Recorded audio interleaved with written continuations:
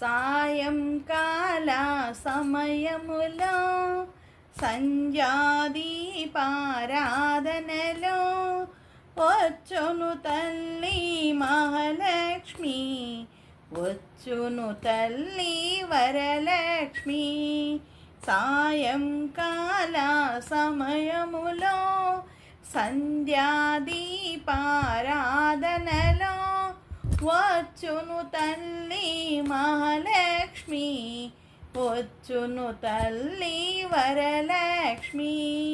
కాళ్ళకు గజ్జలు కట్టింది, మెడలో హారము వేసింది, పిలిచిన వెంటనే పలికింది, అడిగినదంతా ఇచ్చింది. సాయంకాల సమయములో సంధ్యా